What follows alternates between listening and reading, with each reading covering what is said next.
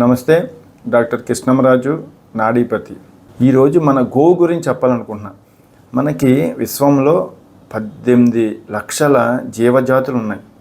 అందులో 12 లక్షలు భూమండలం మీద ఉంటే అందులో 6 లక్షలు జలచర జీవులు. ఈ అన్ని జీవుల్లో అత్యంత ఉత్తమమైనవి మూడు జీవులు అండి. ఒకటి మానవుడు, వీడికి ఆలోచించే మేధస్సు ఎక్కువ ఇచ్చాడు, అన్నీ కూడా పనులు చేయించుకునే శక్తి సామర్థ్యాలు తెలివితేటలు అన్నీ ఇచ్చాడు.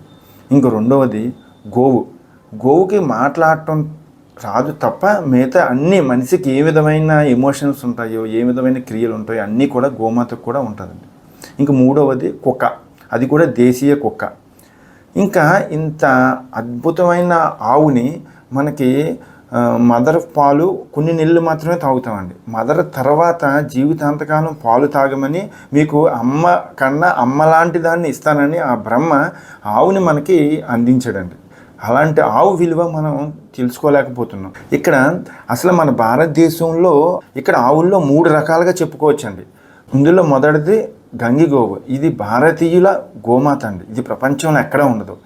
దీనికి అందమైన హంపు ఉంటుంది. కింద గంగడోలు సముద్ర కెరటాల్లాగా విసునకరలాగా ఊగుతూ ఉంటుందండి.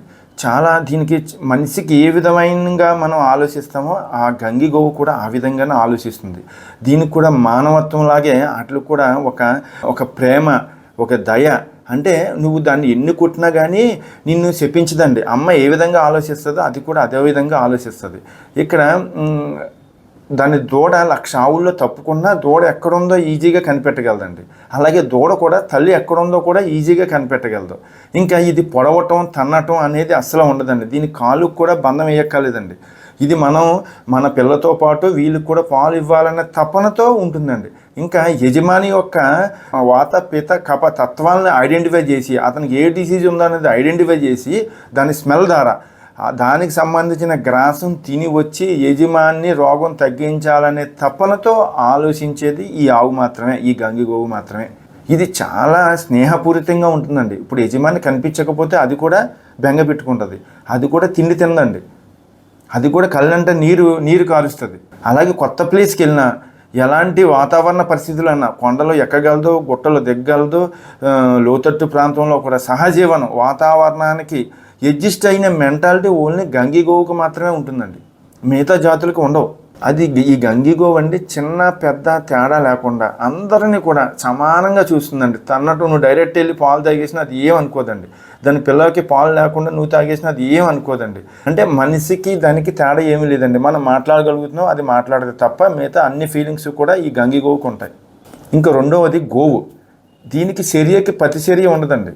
పొడుస్తుంది, కొత్త వాళ్ళు వస్తే అరుస్తుంది, పొడుస్తుంది, తన్నుతుంది. దీనికి కాళ్ళకి తాడు కట్టి పాలు పితికే పరిస్థితి వస్తుంది. దీనికి కొంచెం అంపు ఉంటుంది కానీ కొన్ని పరిస్థితుల్లో కొంచెం తక్కువగా ఉంటుంది. ఇది కొంచెం మిక్స్ బ్రీడ్ అయ్యి వచ్చిందని కూడా మనం చెప్పవచ్చండి. ఇది కూడా గోవే. యాక్చువల్ గోవు అనేదానికి దీనికి మనకి ఫీలింగ్స్ ఉండవండి. కొత్త ప్లేస్కి వెళ్ళినా కూడా అడ్జస్ట్ అవ్వలేదు. ఇంకా దీని పిల్ల కానీ దూరం అయిపోయినా కూడా పెద్దగా బెంగ పెట్టుకోదు.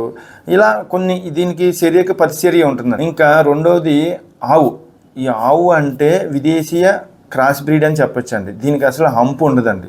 ఇది ఎత్తు ప్రదేశాలు ఎక్కలేదు, లోతట్టు ప్రదేశాలకి దిగలేదు, వాతావరణ పరిస్థితులకు అడ్జస్ట్ అవ్వలేదు. దీనికి రోగ నిరోధక శక్తి చాలా తక్కువ ఉంటుంది. దీనికి పాలు ఇవ్వటం మాత్రమే తెలుసు అండి. తిండి తినటం, పాలు ఇవ్వటం మాత్రమే తెలుసు. ఇది పుట్టగానే ఆ దోణని ఎవరు తీసుకెళ్ళిపోయినా కూడా పట్టించుకోదండి. దానికి ఒక పిల్ల ఉన్నాడు, పాలు ఇవ్వాలన్నా కూడా విషయం మర్చిపోతుంది. యజమానికి పాలు ఇవ్వటం మాత్రమే అనుకుంటుంది. నువ్వు ఏం చెప్తే ఆ పని చేస్తుందండి. ఇది మనకి ఇతర జీవుల నుంచి మధ్యలో సృష్టించిన ఆవండి. ఒక పందికి, ఒక గేదెకి, గాడిదకి సంపర్కం చేసి ఒక ల్యాబ్లో సృష్టించిన జాతి మాట అండి. దీనికి అనేది హంపు ఉండదు.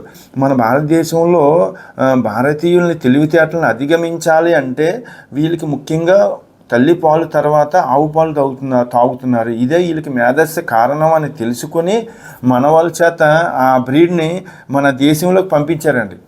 ఒక వైరస్ లాగా ఇప్పుడు ప్రపంచ దేశాలు 90స్లో ఈ బ్రీడ్ని వద్దు ఆపేయాలనుకున్నారు. ఎందుకంటే ఈ పాలు తాగటం వల్ల పిల్లలకి హార్మోన్స్ ఇన్బ్యాలెన్స్, టైప్ 1 డయాబెటిక్, ఇంకా లైఫ్ తగ్గిపోవటం, అనేక అనారోగ్య సమస్యలు వస్తున్నాయి, ఈ బ్రీడ్ని ఆపేయాలి అనే ఉద్దేశంతో దీన్ని ఆపడానికి ఒక ఐక్యరాజ్య సమితి తీర్మానం పెట్టుకుని చాలా దేశాలు దీన్ని ఖండం అంటే బీఫ్ చేసేయండి, అంటే ఇది బీఫ్ కోసం మాత్రమే తయారు చేసిన బ్రీడ్ మరియు పాల కోసం.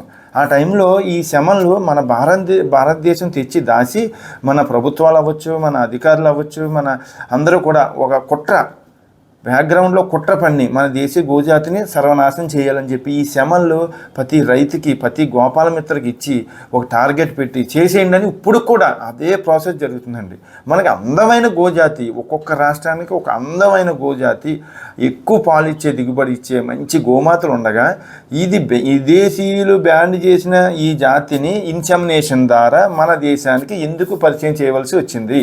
ఎందుకంటే ఈ మన దేశీయ జాతిలో ఈ జాతిని మిక్స్ చేసేసి వీటిని ఒట్టుపోయేలాగా క్వాలిటీ తక్కువగా పుట్టించి, క్రాస్ బీల్గా పుట్టించి మళ్ళీ ఇదంతా కూడా మాంసానికి పంపిస్తున్నారు. ఇప్పుడు విదేశీయులు ఈ ఆవు పాల్లోనే ఇంత ఉందంటే దీని మాంసంలో ఇంకెంత ఉంటుందని వాళ్ళు పన్నిన కుట్రండి. దానికి మన వాళ్ళు తాత్కాలికంగా వాళ్ళకి మద్దతు ఇచ్చి శాశ్వతంగా మన దేశీయ గోసంతతిని సర్వనాశనం చేసామండి.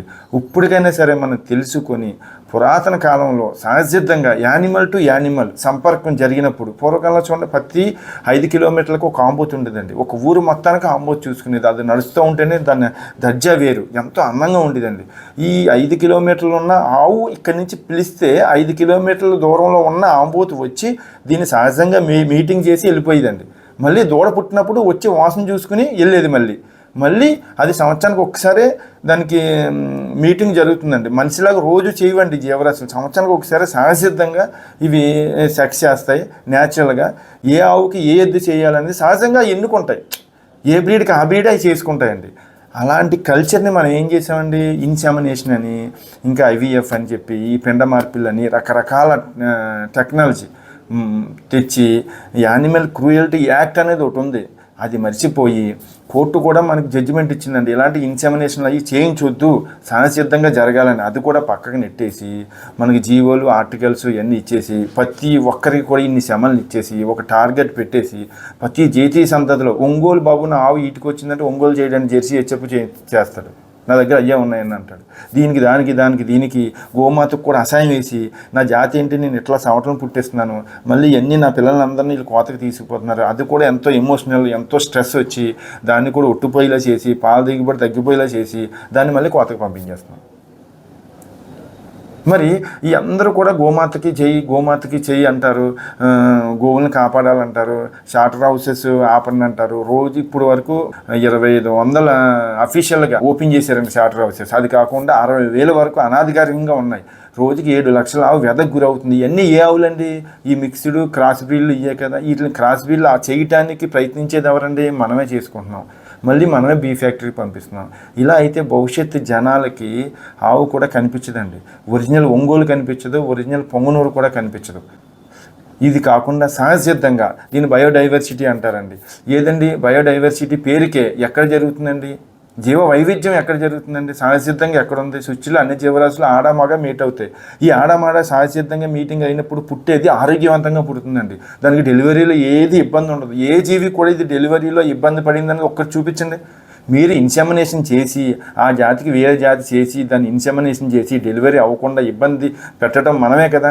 ఇక్కడ నేను బ్రీడింగ్ చేస్తున్నానండి. 5 అడుగులు ఆవుల దగ్గర నుంచి నా దగ్గర 1 అడుగు వరకు ఆవులు ఉన్నాయండి. 1000 ఆవులు పైన ఉన్నాయి. ఏ జాతికి ఆ జాతి సమాన స్థాయిలో బుల్లుని సహజసిద్ధంగా మీటింగ్ చేస్తున్నాను. దానివల్ల నాకు ఇది డెలివరీలో ఇబ్బందులు ఉండవండి. ఇది కాకుండా ఈ పొంగునూరు ఆవులకి మన ఇన్సెమినేషన్ చేయమంటుంది గవర్నమెంట్ వచ్చి. ఇన్సెమినేషన్ చేస్తే అది పెద్ద ఆకారాలు ఉంటాయి. మా ఏమో 2 అడుగులు 2.5 ఉంటాయి. అవి డెలివరీ అవ్వలేక ఇబ్బంది పడతాయి అని నేను సహజసిద్ధంగా చేసుకుంటున్నానండి. ఇది నేను సహజసిద్ధంగా ఇది చేసుకుంటా ఉంటే మీరు సహజసిద్ధంగా ఇది ఇన్సెమినేషన్ పనికిరాదు, ఈ బ్రెయిన్ మీరు ఎలా చేస్తారు అంటారేంటండి? ఇదేం క్వశ్చన్ అండి? యానిమల్ టు యానిమల్ సహజంగా దానికి కలవటం తప్ప ఇది మన గో ప్రేమికులు అందరూ కూడా ఆలోచించాలండి. ఆవుని ఆవుగానే సహజంగానే మనం మీట్ అయ్యేలాగా దాని గోజాతిని ఒరిజినాలిటీ మనం డెవలప్ చేయాలని, అలాగే ఈ పశువర్ధక శాఖ వారికి, యానిమల్ వెల్ఫేర్ బోర్డు, ఇంకా ఇతరులు మరికొంతమంది నా మీద కొంచెం నాలెడ్జ్ లేక అపోహలు క్రియేట్ చేస్తున్నారు. నేను ఏదో ఆవుల్ని